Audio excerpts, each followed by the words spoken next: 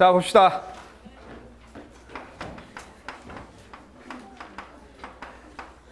플라톤. 자, 얘들아. 죽은 것만 끝나면 사실 2단원 있잖아. 생명과 인류는 나머지는 그냥 쑥쑥 가. 자, 우리 앞쪽에 덕윤리 하면서 아리스토텔레스 배웠잖아. 그분 스승이셔. 알지? 고대 아테네 철학자고. 일단 이 양반의 철학을 얘들아 이원론이라고 얘기를 해. 무슨 말이야 얘들아? 원리가 몇 개? 네. 원리가 두 개. 자, 이 사람은 세상을 어떻게 보냐면 세상을 둘로 나눠봐. 하나는 이제 이데아의 세계가 있고 그 다음에 우리가 살고 있는 현상 세계 이렇게 둘로 나눠보는데 여기서 얘들아 이데아라는 게 우리가 알고 있는 거야 얘들아. 영어로 뭐라고 하냐면 아이디어라고 하는데 라틴어로 그대로 읽으면 이데아야. 오케이?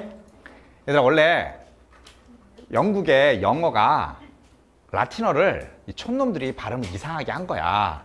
근데 그놈들이 이제 대세가 되다 보니까 영어가 대세가 된 거야. 오케이? 근데 얘들아 우리가 아이디어라고 하는 말 알아. 이 뜻이 어떻게 되지? 생각, 사고, 관념이야. 그러니까 이데아는 얘들아 관념적인 세계야. 자, 선생님 봐봐. 관념이라고 하는 것들은 우리 감각에 잡혀 안 잡혀? 안 잡혀. 추상적인 사고로만 알 수 있는 거야. 그런데 플라톤은 이 관념적 세계가 본질이라고 얘기를 해. 오케이? 반면에 자, 우리가 느끼는 이제 현상 세계는 얘들아 감각적인 세계인데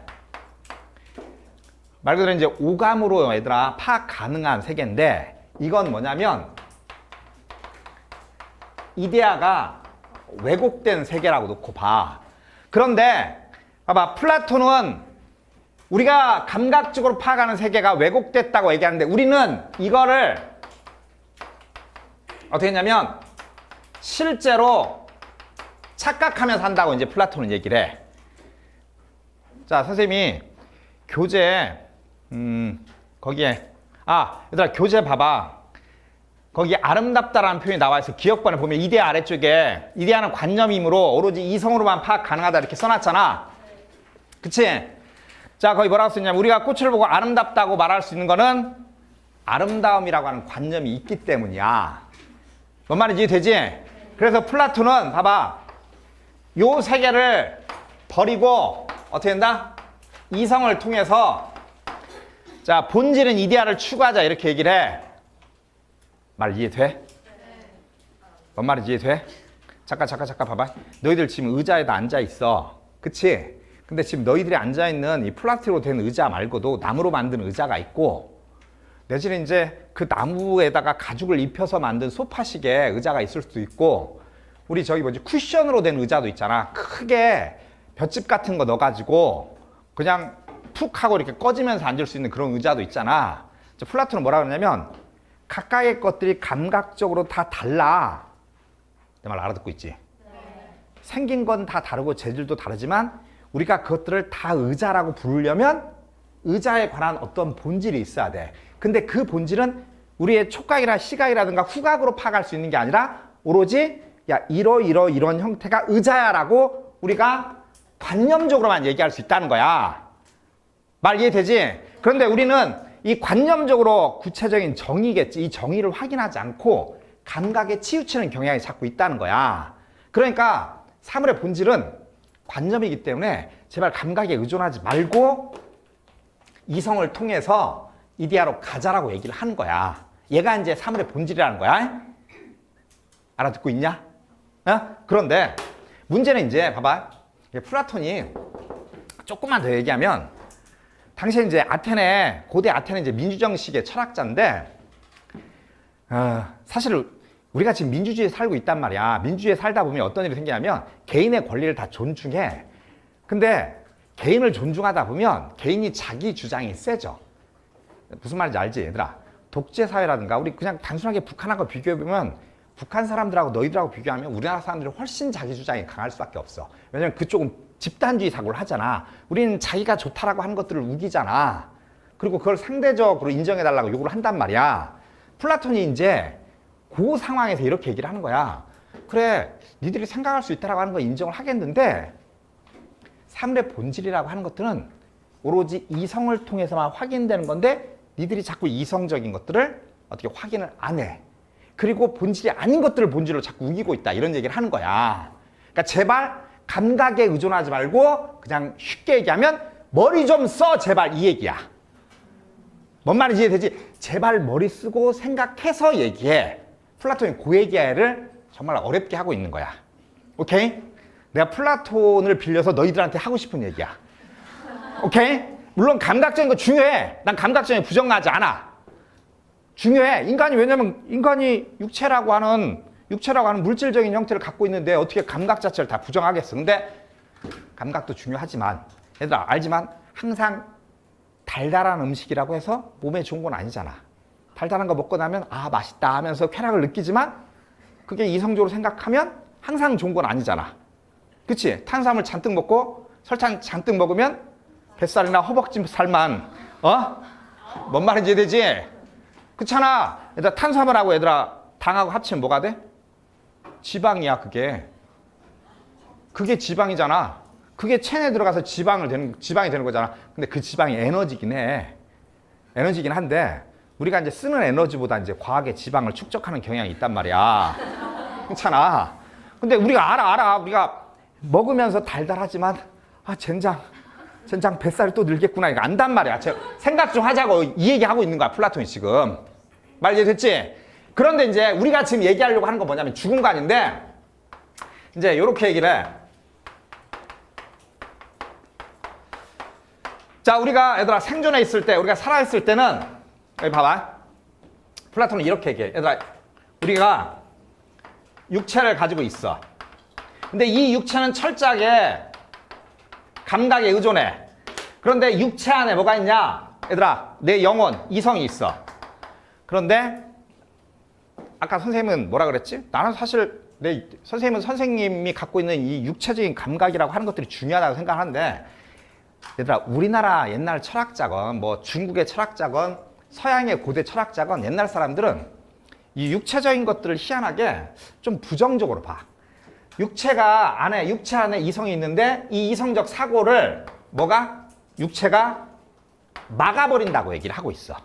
그러니까 이게 아주 뛰어난 사람만 이걸 뚫고 이데아의 근처에 가는 거야. 이데아의 근처에. 완벽히 이데아 세계는 못 가. 그런데 이제 자기처럼 철학적 능력이 뛰어난 사람은 흐릿하게나마 이데아를 본다고 얘기를 해. 오케이? 그런데 이제 말 그대로 죽음관. 우리가 이제 죽음을 맞이했어. 육체는 어떻게 돼? 육체는 사멸해. 오케이? 그런데 플라톤은 이제 내 영혼은 그 영혼의 핵심이 뭐야? 영혼의 핵심이 뭐야? 이성이야. 내 이성, 영혼은 어디로 가게 된다? 영혼은 이데아의 세계로 간다. 그러니까 한마디로 뭐라고? 죽음을 뭐라고? 두려워할 필요 없다. 두려워할 필요 없다. 이해됐지? 이러면 이제 꼭 질문하는 친구들 있지. 선생님 미리 이데아에 가는 것도 괜찮지 않을까요? 뭐 이렇게. 그러면 이제 살벌한 얘기가 돼버리겠지. 에? 안 그래? 근데 요 논리가 얘들아 이제 요 논리가 뭐지? 요 논리가 이제 기독교 논리가 돼. 기독교 논리가 왜? 이데아 대신 뭘 쓰면 돼? 천국을 써놓으면 딱 기독교 논리가 되는 거야. 기독교 철학이 나중에 플라톤을 갖다가 그대로 써먹어요. 이해됐지?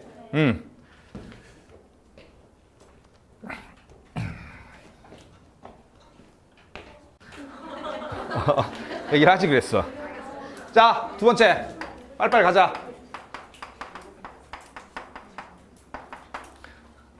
자, 동일하게 얘들아. 우리 사람은 얘들아 쾌락주의자야. 쾌락주의. 얘들아 쾌락이라고 하는 건 기본적으로 감각에 의존할 수밖에 없어. 이 사람은 뭐라고 얘기해? 쾌락이 선이고 고통은 뭐야? 악이야. 요 논리를 이제 맨 처음에 얘기한 철학자인데 이 논리 우리 어디서 봤어? 사실상 공리주의. 근데 그렇다고 공리주의자는 아니야? 잠깐만. 이 사람은 쾌락주의자지만 공리주의는 아니야. 공리주의는 쾌락을 얘기하면서 더불어 무엇을 추가시키지? 다수의 쾌락을 얘기해. 근데 이 사람은 이제 고대적 사람이기 때문에 그 다수의 논리는 없어. 자, 쾌락이 아무튼 선이야. 그러니까 쾌락이 왜 선이라고 하냐면 이 사람이 보기엔 행복이라고 하는 게 멀리 있는 게 아니라 우리가 현실에서 느끼는 쾌락이고 행복이고 우리가 궁극적으로 추구하는 건 행복이기 때문에 행복이 선이다 이런 얘기를 하는 거야. 이해되죠? 뭐 사실 바로 와닿는 얘기잖아. 우리 순간순간 행복감을 느낄 때, 쾌락을 느낄 때 행복하다 이런 생각 하잖아. 근데 이제 이 쾌락이라고 하는 것들이 크게 두 가지가 있대요. 육체적인 측면이 있고 뭐가 있어? 정신적 측면이 있어. 자, 육체적 쾌락은 집중. 사실 우리가 이제 쾌락이라고 하면 대부분 요 측면을 얘기를 하는데, 자, 에피쿠로스가 볼 때 육체적 쾌락은 지속이 안 돼요. 왜 안 돼? 우리 신체가 갖고 있는 물리적 한계 때문이야. 어떻게 돼? 계속 못 먹어. 맛있는 거 계속 먹다 보면 배불러. 그래도 먹으면 그래도 계속 먹으면 얘들아 배부른 고통이 생겨. 우리 중딩이 때 다 한 번쯤 경험해봤어. 성장기 때 막 먹다가 위는 꽉 차고 아직 소화돼서 장으로 안 내려갔고, 그렇다고 어떻게 돼? 위로 다시 뱉기도 뭐하고. 기억나지? 다 한 번쯤 경험 있어. 선생님도 경험 있어. 막 그래서 어쩔 줄 몰라요. 앉아도 힘들고 누워도 힘들고 서 있어도 힘들고. 그런 상황 알지? 이거 뭐지 이런 거 경험 다 있잖아. 알지? 니들도 다 경험해보지 않았어? 한참 성장기 때는 거의 무의식적으로 계속 먹다 보면 그런 일이 생겨. 되게 힘들어 그거 의외로. 너희들 어떻게 해결했니? 그냥 기다렸어? 근데 그게 되게 힘들어. 누워있어도 힘들고 서 있어도 힘들고. 제일 빠른 방법은 선생님 보기엔 선생님 한 두 번째는 선생님도 손가락을 넣었어. 손가락 넣어서 뱉어냈거든? 근데 그게 홀 나은 것 같아. 뭘 그렇게 드셨어요? 저녁만 3번을 먹은 적이 있었어. 중딩이 때. 저녁만 3번을 먹은 적이 있었어. 아니, 옆에 지인들이 내가 먹는 걸 보고 깜짝 놀랐어. 역시 성장기는 다르구나 하면서 삼촌뻘 되시는 분들이 내가 저녁을 3번 먹는 걸 보고, 응? 그러니까 너희들도 그런 표현 쓰나? 선생님 때는 짜고 났다라고 하는 표현을 썼거든? 너무 많이 먹어가지고 짜고 났다. 너희들은 뭐라 그러냐 그러면 그럴 때? 그냥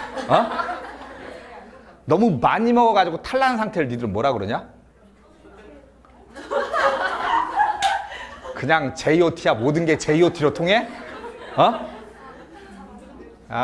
저렴한 것들 진짜. 자, 봐봐. 지속성이 안 돼. 근데 그러다 보면 무슨 일이 생긴다?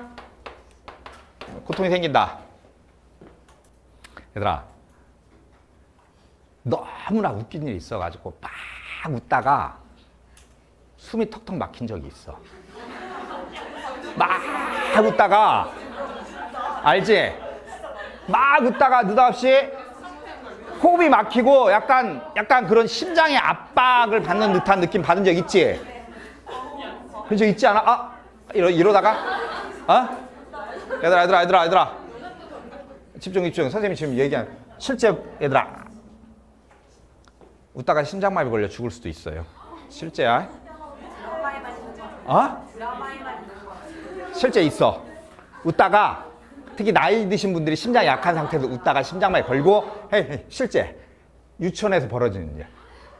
아이들을 붙잡고 특정 간지름을 잘 타는 아이들을 붙잡고 간지름을 차다가 애가 심장마비로 죽는 경우가 있어. 진짜야. 인터넷 뉴스를 검색해 봐봐. 육체적 쾌락은 지속이 안 돼요. 그러니까 육체적 쾌락은 어느 적정 수준에서 멈춰야 되는데 에피쿠로스는 멈추면 아쉬워. 그리고 그 멈춰있는 상황이 싫어. 그렇잖아. 그래서 육체적 쾌락은 반드시 그 뒤에 고통이 따라온다고 봐. 그래서 뭐라고 하냐면 쾌락의 역설이라는 표현을 써. 쾌락을 추구하다가 고통에 빠진다는 거야. 반면에 이제 얘들아 이제 에피쿠로스가 강조하는 게 정신적 쾌락인데 정신적 쾌락은 지속이 가능해요. 그러니까 이제 얘만 우리가 추구할 수 있는 진정한 쾌락이야.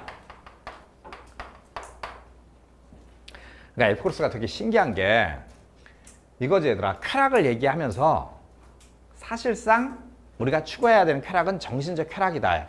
이렇게 얘기를 하는데 이 정신적 쾌락이라고 하는 부분은 이제 에피쿠로스가 이렇게 얘기해. 우리가 몸에 고통이 없고 더불어 마음에 불안이 없는 상황이야. 그러니까 봐봐 에피쿠로스는 얘들아 엄청나게 맛있는 음식과 내지는 뭐 호화로운 집이라 멋진 옷이나 이런 걸 추구하는 게 아니야. 내가 지금 몸이 특별히 건강하지 아프지 않거나 보이지? 고통이 없거나 마음에 불안이 없으면 그 상태가 쾌락을 누리고 있는 거야.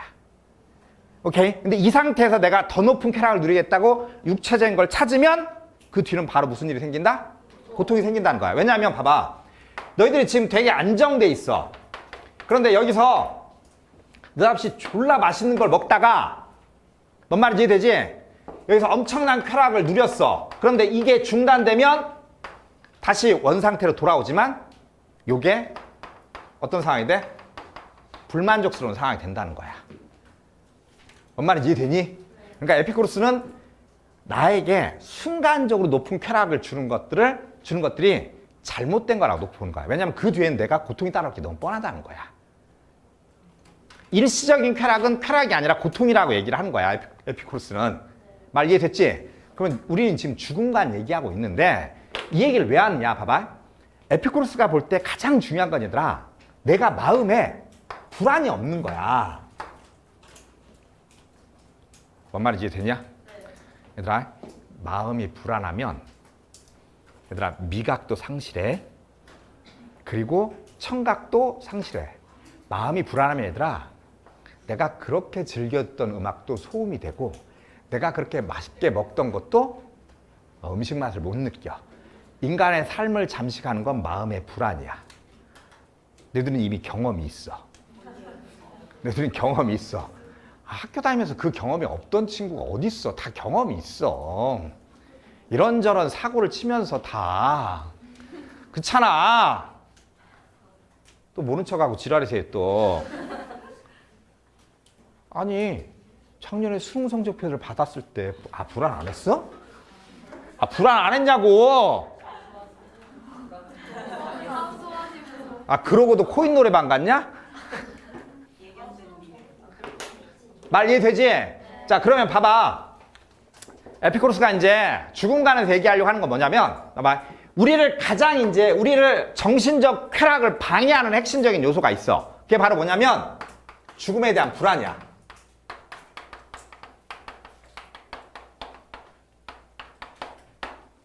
말 이해되니? 죽음에 대한 불안이 얘들아 불안감은 에피쿠로스가 볼 때 뭐라고? 내 쾌락을 방해하는 거야. 오케이? 그래서 이제 에피쿠로스는 뭐라고 얘기한다? 야 죽음은 끝이야. 그리고 또 하나. 야 어떤 사람들이 죽음에 대해서 불안해할까? 사실 나이 먹으신 분들이 생을 여기서 마감하는 게 싫어. 계속 살고 싶어. 그래서 에피쿠로스가 뭐라 그런다? 야, 니들 계속 살고 싶어 하는데 뭐라고? 불멸에 대한 욕망을 버려라. 자, 잠깐 여기서 하나만 더. 죽음은 끝이다라고 하는 게 무슨 말이야? 에피쿠로스는 사후세계를 인정해야 안 해? 에피쿠로스는 내세를 인정을 하지 않아. 그리고 쓸데없이 영원히 살겠다라고 하는 욕망을 버리라는 거야. 말 이해됩니까? 얘들아 어차피 죽고 나면 끝이고 인간은 어차피 계속 살 수 없어. 다 갖다 버리고 지금 뭐라고? 지금 현실에서 쾌락을 추구하자.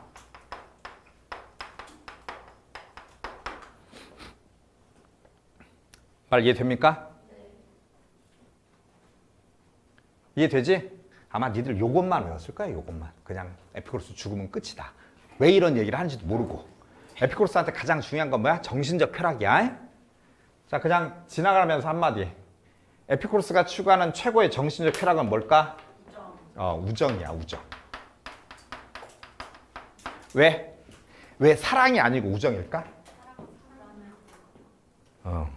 사랑은 질투와 뭔 말인지 알지? 불안을 동반해. 항상 모든 사랑은. 그리고 심지어 모든 사랑은 어떻게 돼? 집착을 낳지. 뭔 말인지 이해되지? 그래서 항상 사랑은 얘들아 상대방과 싸움을 하게 돼 있어. 그런데 우정은 질투를 동반하지 않아. 심지어 나는 우정을 나누는 친구들끼리 모르는 친구가 있으면 서로 연결해줘. 내가 나하고 우정을 나누는 친구를 꼭꼭 숨겨두고 있으려고 한다? 그러면 이제 정체성을 의심해 봐야 돼. 내 친구를 다른 친구한테 소개시켜 주지 않으려고 한다. 그러면 이게 우정의 선을 넘어갔을 가능성이 커, 이것. 뭔 말인지 이해되지? 얘들아, 그러니까 사랑은 얘들아 기본적으로 소유욕을 전제해. 소유욕이 밑바닥에 깔려 있는데 우정은 소유욕이 깔려 있지 않잖아. 뭔 말인지 알지? 그러니까 우정은 시기, 질투, 소유, 집착이 존재하지 않고 대신 가장 넉넉하게 내 말을 다 받아줄 수 있고 나를 가장 잘 알고 나를 가장 위로해 줄 수 있는 거야. 그러니까 우정이 가장 최고의 정신적 쾌락이라고 놓고 봐. 그런데 이제 거기서 한술 더 떠서 에피쿠로스는 철학자잖아. 왜 우정이 중요할까? 철학적인 얘기를 나눌 수 있는 친구. 철학과 우정이 동시에 갈 수 있는 친구. 삶에 대한 지혜를 같이 대화로 풀 수 있는 친구. 어마어마한 정신적 쾌락을 보장을 하겠지. 왜냐하면 정신적 쾌락의 상당 부위 지적인 만족감인데 친구와 아주 높은 지적인 수준에 관한 얘기, 삶의 경험과 성찰들과 지혜들을 같이 주고받으면서 서로가 느끼지 못한 것들을 대화로 나눌 수 있는 것. 어마어마한 쾌락이야, 얘들아. 선생님이 조금 하고 있는데 나름 상당히 커. 정말로. 아니야, 잠깐만. 내 자랑을 하려고 하는 게 아니야. 그거 아니야. 난 철학자도 아니고. 잠깐. 자, 쉬라고. 하나만. 그래서 에피쿠로스가 한 유명한 말 있잖아. 에피쿠로스가 한 유명한 말. 오늘 내 하루의 쾌락을 결정하는 것은 오늘 내가 저녁에 무엇을 먹었느냐가 아니다. 저녁이 만찬이니까. 뭔 말인지 알지? 오늘 내 하루의 쾌락을 결정하는 것은 내가 저녁에 무엇을 먹었느냐가 아니다. 내가 오늘 저녁을 누구와 함께 했느냐이다. 얘들아, 잘 생각해봐봐.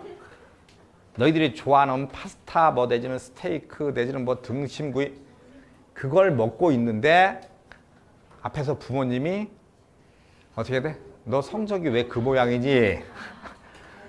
참 스테이크 맛있겠다. 뭔 말인지 이해되지? 내지는 뒤지게 화나 있는데 마음이 불안한데 이렇게 먹는다고 쉽게 어떻게 돼 쾌락을 느끼지 않아. 근데 주머니에 돈 없어. 편의점에서 컵라면 하나씩 먹고 캔커피 하나 사가지고 동네 어린이 공원에서 어린이 놀이터지 공원이 아니라 어린이는 내몰고 야밤에 어린이 놀이터에서 벤치에서 어떻게 돼? 앉아갖고 두런두런 수다 떨 때 그게 얼마나 큰 쾌락을 보장하는지 알 거야. 잘 알아둬. 쾌락은 무엇을 소유하고 무엇을 먹었느냐가 아니라 누가 함께하고 있느냐. 선생님이 인생에서 아주 새기는 중요한 말이야. 이게 됐지? 자, 그 다음에 이제 우리 넘기면 얘들아 거기에 에피쿠로스의 죽음에 대한 불안이라고 써있어. 자, 죽음의 공포는 인간에게 불안감을 심어준다라고 써있지. 그래서 이제 죽음과 내세 부정하고 영원한 삶에 대한 욕망을 버려라. 이해되죠?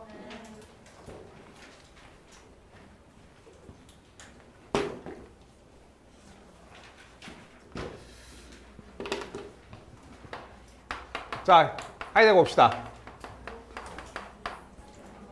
자, 우리 앞쪽에 얘들아 플라톤하고 에피쿠로스는 고대 사람인데 현대 사람이야, 현대. 20세기 초중반을 살았고, 그러니까 이제 일반적으로 얘들아, 일반적으로 현대 철학사에서 가장 중요한 사람이야.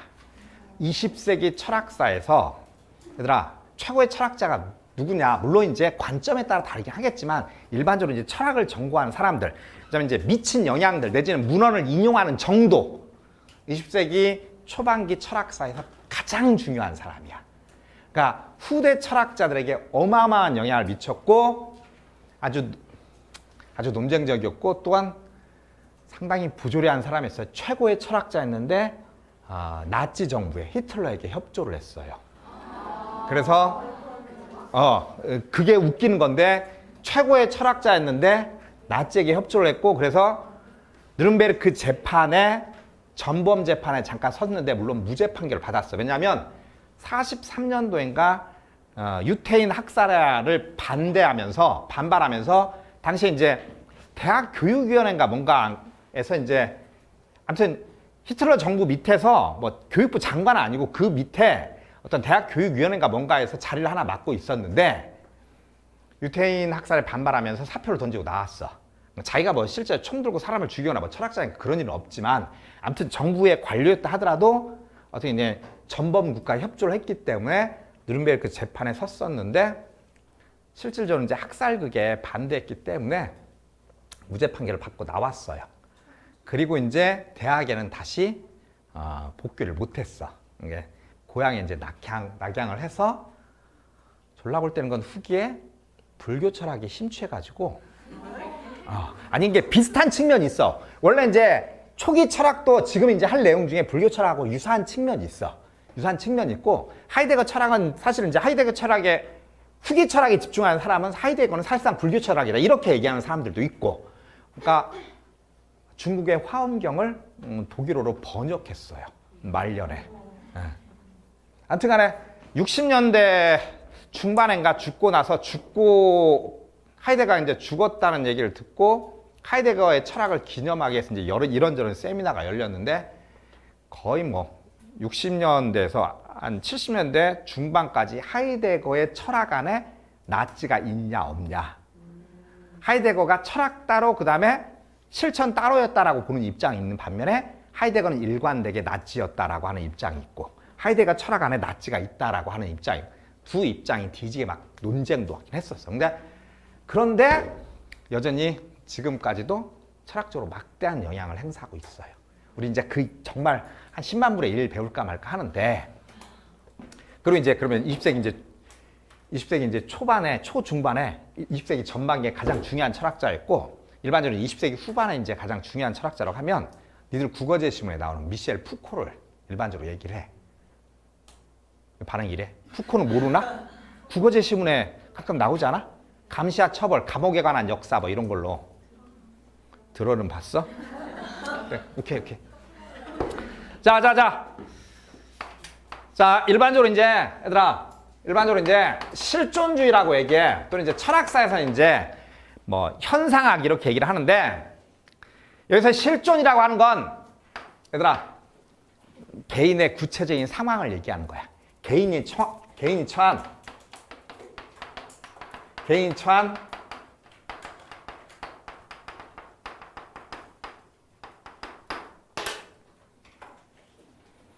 그러니까 이제 조금 이제 얘들아 봐봐. 조금 이제 지식이 좀 있다는 사람들은 이제 이런 식의 표현을 써. 어떤 사람이 특정한 조건에서 이제 처해갖고 고민을 하고 있어. 오케이? 그런 상황을 지금 실존적 고민에 쌓여 있어. 냅둬. 혼자 결단해야 돼. 그만이 갖고 있는 오로지 그만의 고민 상황이고 그가 처한 상황이야. 니들로 따지면 뭐야? 그냥 니들은 그걸 상대성이라고 얘기를 하지. 뭔 말인지 이해 안 되나? 자, 이런 거야. 그러니까 이제 조금 이제 문학적인 요소를 가미하면 나 고3이야. 근데 나는 어떻게 하냐면 공부를 어느 정도 하고 있어. 성적이 나와. 그래서 학원을 다니고 있는데 아버님이 사고를 당해갖고 경제활동을 지금 못하고 계셔. 그리고 병원비로 막대한 돈을 지금 들어가고 있어. 나는 학원비가 이제 더 이상 지출될 수 없어. 뭔 말인지 이해되지? 근데 난 공부를 해서 대학을 가고 싶어. 난 어떻게 해야 되지? 실존적인 상황이야. 그건 옆에 친구가 뭐라고 하고 내지는 보편적인 원리에 따라 해결될 수 없는 거야. 이 상황에서는 그가 고민해서 자신의 행동을 만들어야 되는 거야. 실존적 상황이다라고 얘기를 하는 거야. 뭔 말인지 이해되지? 또 다른 말로 이제 실존적 고민이야.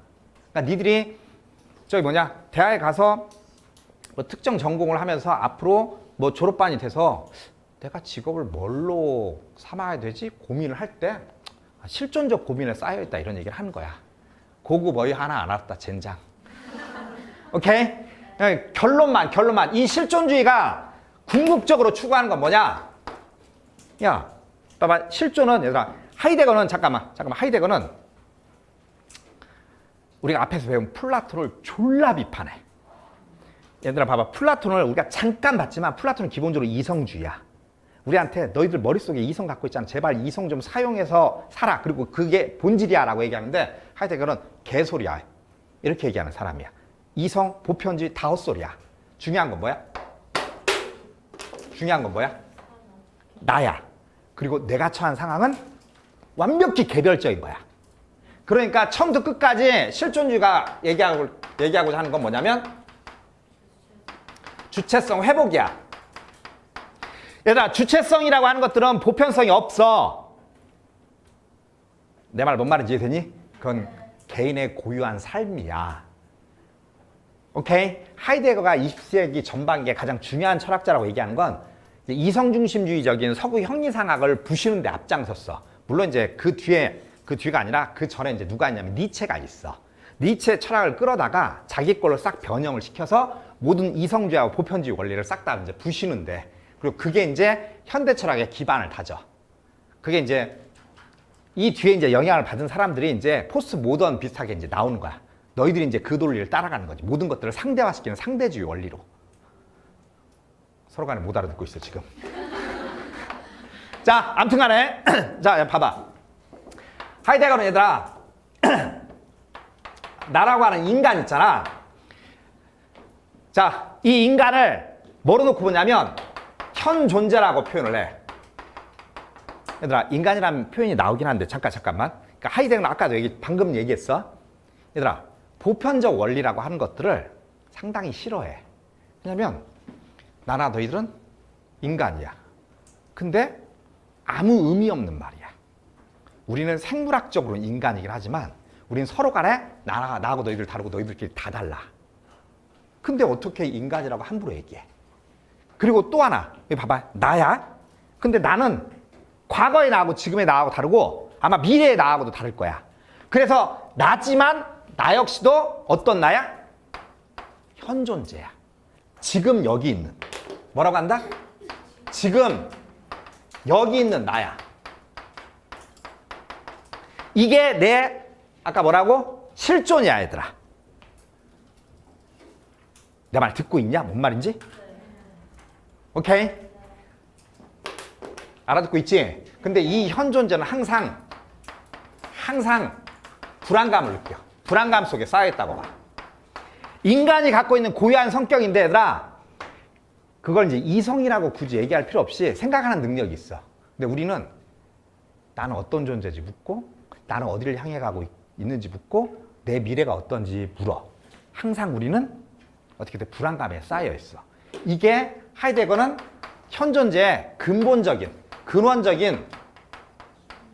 기분이라고 얘기를 해. 근데 잠깐만, 우리가 여기서 이걸 깊이 있게 탐구하고 들어가지가 않아. 우리가. 그러니까 하이데거가 볼 때는 불안하긴 한데 막 좀 불안하다가 좀 생각을 하다가 아몰랑으로 빠져. 아몰랑 어디가? 코인 노래방이나 가자. 오케이? 뭔 말인지 되지? 그래서 여기서 어떻게 되냐면 이거를 직시를 하지 않고 자꾸 도피하게 돼. 그러다 보면 자기의 주체성하고 멀어진다는 거야.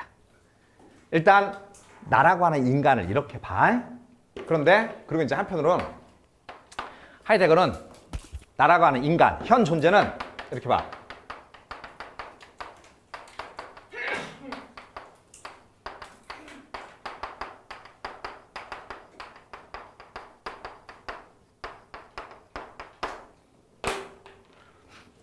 자, 봅시다. 자, 하이데거는 얘들아 이렇게 얘기해. 봐봐. 나나 너희들이나 우리가 인간이기 때문에 죽는다라고 하는 걸 뻔히 알아. 우리는 그거를 알고 있어. 근데 우리는 일상에서 내가 죽는다는 걸 사실 별로 생각을 안 해. 그걸 지식적으로 알아. 그래, 인간인데 다 죽겠지. 알아. 근데 우리는 일상에서 마치 안 죽을 것처럼 행동해. 맞잖아. 무슨 말이냐면, 얘 봐봐.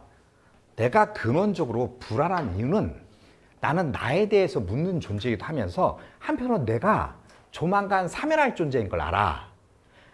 그런데 아는 걸로 끝나고 이 문제를 어떻게 해결할 것인가에 대해서 전혀 신경을 안 써.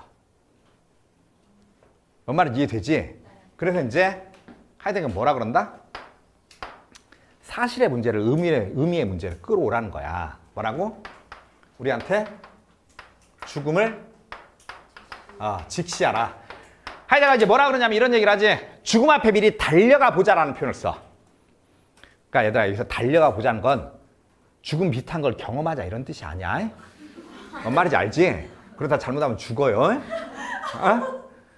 이해됐지? 머릿속으로 내가 한 달 뒤에 죽어. 한두 번쯤은 해봤을 수도 있어. 내가 한 달쯤에 죽어. 나머지 삶을 어떻게 보낼까?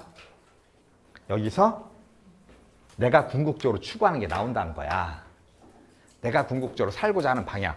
자, 죽음을 직시하다 보면 얘들아 그동안 내가 사회가 나한테 요구하는 것들, 가족이 나한테 요구하는 것들, 친구가 나한테 요구하는 것들, 사회적 요구들 있지? 오케이? 아무 의미 없어. 무슨 말인지 이해돼? 온갖 그럴싸한 도덕적 가치들.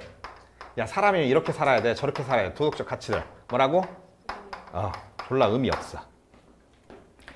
자, 죽음을 향해 달려가다 보면 결국엔 궁극적으로 내가 추구하는 게 뭔지 발견하게 된다는 거야. 여기서 하이데거는 뭐라 그런다? 내 본래적 자아를 발견하게 된다 이렇게 얘기를 하는 거야.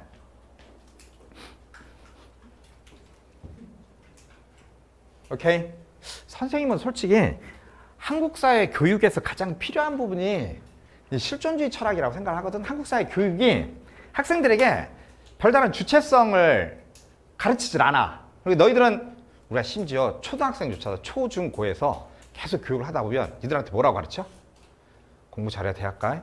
공부 잘해야 좋은 대학 가. 좋은 대학 가야만 좋은 데 취업할 수 있고 좋은 데 취업해야만 돈 많이 벌 수 있어. 한순간에 다 매몰시켜. 그러니까 너희들은 학교 교육에선 주체성을 배우지 않고 다행스럽게 대중문화 속에서 주체성을 익히는 것 같아. 내가 보기에는. 왜냐면 대중문화 속에서 자기 기호를 발견을 해. 그리고 내가 좋아하는 건 이거야라고 하면서 그걸 가지고 와서 주체성을 잡거든. 그것만이라도 난 다행이라고 생각을 하는데 우리 교육이 이 주체성이라고 하는 걸 너무 외면하고 뭐라고 할까? 아무튼 이게 지식도 아니고 지식이라도 많이 쌓으면 니들처럼 언병이라도 안 되잖아. 결국에 이제 니들 또 욕하는 거야? 근데 그것도 아니고 주체성도 없고 지식도 없고 그냥 오로지 딱 하나 뭐야? 하나 딱 학벌. 그것만 계속 주장을 해. 대학 가서 아니 뭐 실존주의를 공부하는 게 아니라 자기가 진짜 좋아하고 잘할 수 있고 하고 싶은 게 뭔지 고민을 해봐야 돼. 얘들아, 대학만큼 인생에서 내 경험이야. 대학만큼 그만한 시간, 그만한 열정, 어떻게 해야 돼? 그만한 지식을 갖고 자기 삶에 관해서 얘들아 보낼 시간이 거기 외에는 더 없어. 얘들아 대학 졸업하고 나면 정글이 기다리고 있어. 웰컴 투 더 정글이야. 여기서 정글은 사회야 얘들아. 근데 니들이 그 정글에서 그 정글이 어떤 측면에서 얘들아 크게 보면 지구라는 생태계 전체가 정글이야. 모든 존재는 정글 안에 있는데 어떻게 하면 행복감을 느끼면서 경쟁할 수 있는지가, 그리고 경쟁을 하는데 내 내면의 힘이라고 하는 게 중요하거든. 사실 누구는 성공하고 누구 성공하지 못할 수도 있지만 성공하지 못했다고 해서 다 불행한 건 아니란 말이야. 내 말 뭔 말인지 알지? 오케이? 근데 문제는 이제 내면에서 자기가 만족감을 느끼고 살 수 있는 것들을 발견하고 고민할 시간이야. 거기서 그걸 좀 찾아야 돼. 그러니까 선생님이 며칠 전에 이제 전화를 한 통 받았는데, 선생님이 전에 이제 인강 찍어주던 곳에서 그 인강 이제 촬영하는 팀의 팀장님이 영영과를 나왔어. 영영과를 나오고 영화 쪽에서 이제 그 현장에서 이제 말 그대로 개고생을 하다가 결혼을 하면서 이제 돈벌이가 필요하니까 이제 말 그대로 이제 영영과에서 이제 연출을 전공하다 보니까 영상 편집 이런 거 이제 잘 하니까 그쪽에 이제 들어오게 된 거야. 그래서 이제 선생님하고 이제 우연히 알게 됐고, 선생님 이제 영화를 무지 좋아해. 철학 조금 하다 보면 이제 문학도 좀 보이고 영화도 보이고 하거든. 그래서 선생님이 이제 아무튼 영화를 무진장 좋아해서 옛날 영화 뭐 작가주 영화 이런 것도 많이 봤거든. 얘기를 하다 보니까 내가 이제 일반 사람들 수준을 조금 넘었다고 생각하는 모양이야. 선생님 영화 진짜 많이 보셨네 하면서 나랑 이제 술 마시면서 주로 영화적인 얘기만 하는 거야. 무슨 작품이야 뭐 어쩌고저쩌고 자기 스타일 얘기하고 뭐 이런 거. 요걸로 이제 연락을 못 하고 있는데 느닷없이 한 이틀 전에 연락이 왔어. 전화인데 전화를 못 받는데 전화를 바로 했어. 오래간만에 연락이 와가지고, 야, 팀장님 잘 지냈습니까? 근데 선생님 뵌지 오래됐네요. 근데 저 이번에 이번에 저기 인강 사이트 있어요. 인강 사이트 여기를 그만두게 됐습니다. 내가 느낌이 딱 오더라고. 이분이 거기 있으면서 계속 시나리오를 썼어. 시나리오를 썼는데 아니야. 근데 시나리오를 자꾸 어떻게 돼? 거부당했어. 근데 자기하고 같이 공부를 하고 시나리오를 썼던 분들은 나도 그중에 이제 한 분 소개받았는데 그분은 작품이 시나리오가 채택돼가지고 영화 실제 찍혀서 상영이 됐었어. 크게 성공 못했지만 아무튼 간에 시나리오 작가로. 근데 시나리오가 이제 뜨다 보면 이제 감독까지 이제 길이 열리게 되거든. 근데 주변 사람들이 그렇게 이제 자기 주변에 있던 두 사람이 그렇게 이제 나가게 됐거든. 그리고 자기 후배는 또 연기자로 또 이제 조연급이긴 하지만 이제 계속 불려나가고 있고 하니까 뭐냐면 인생에서 말 그대로 여기 얘기한 대로 이제 실존적 고민에 빠진 거지. 나는 뭐 하고 있지 이런. 그러다가 결단을 내린 것 같아.